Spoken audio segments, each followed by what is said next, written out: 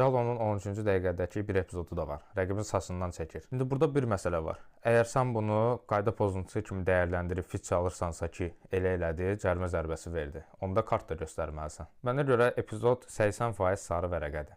Amma qırmızı deyənlər də var. Məsələn, Fırat Aydınus deyir ki, epizod qırmızıdır. Yaddaşlarımızda heç yaxşı qalmayan Deniz Ateş Bitnəl deyir ki, sarı vərəqə yetərli idi. Bünyamin Gəzər də sarıdan yanladı. Mənə qalsa sarı vərəqə kifayət olardı, amma hakim ümumiyyətlə vərəqə göstərmədi. 4 dənə müdafiəçi adı sayacağam. Davinson Sanchez, Skriniar, Abdülkerim Bardakçı, Ake. Bunların arasında zəif bənd görürsünüz siz. Mən görmürəm. Hərəsi ayrı-ayrılıqda, elə 4-ü birdən də çox yaxşı oyunçulardır. Digər ki, bu gün özlərini heç göstərə bilmədilər. Qolun biri Davinson Sanchezin səhvindən vuruldu. Həm də aşkar səhvindən. Fenerbahçenin qollarında da müdafiəçilər düzgün seçim eləməmişdi. Skriniar tutmalı olduğu oyuncunu qoyur, gedir digər oyuncunun üzərinə. Tonguya da qalır boş, ötürmə gələn kimi hesabı bərabərləşdirir. İkinci qolda da Aki gecikir. Qapıcıdan da danışmağa dəyməz. Heyətində Ederson olsun, Mert Günok olsun.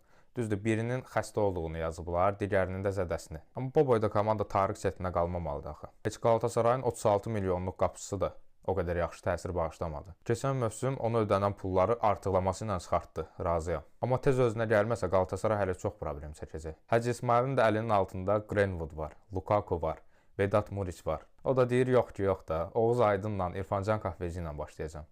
Başa düşürəm, yeni transferlər komandaya uyğunlaşmaq üçün vaxt keçməlidir. Amma sən transferləri eləmirsən bir ay bundan qabaq. Hələ də bu oyuncular niyə hazır deyil? Vedat Muriç girəndən sonra oyun biraz sürətləndi. Amma ümumi baxanda hər iki komandanı hələ ki bir nəfər daşıyır. Birində Osimhendi, birində Talisca. Fənərdə Levent Mərcanın da oyunu xoşuma gəldi. Bilmirəm İsmail Kartal mövsümün sonuna qədər onu əsas heyətdə meydana salar, çətin məsələdir.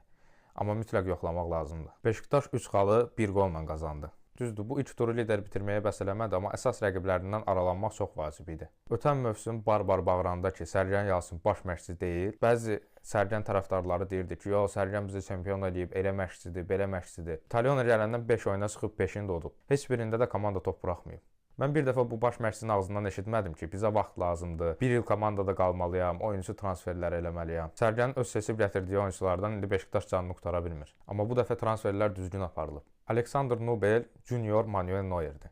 Hələ komandada ən çox yıxıb sürdüyümüz Çernidir. O da başlayıb hər oyun qol vurmağa. Biz bu komandada hələ Vlahovici görəcəyik, Trossardı görəcəyik. İndi deyəcəksiniz Trossard oynayırdı da, yox. Bu hələ bizim görəcəyimiz Trossard deyil. Salih Özcan bu komandanın 2 ildə axtardığı əsl dayaq yarı müdafiəçisidir. Bircə yüngülvari müdafiəyə əl gəzdirsə Beşiktaşın problemi qalmayacaq.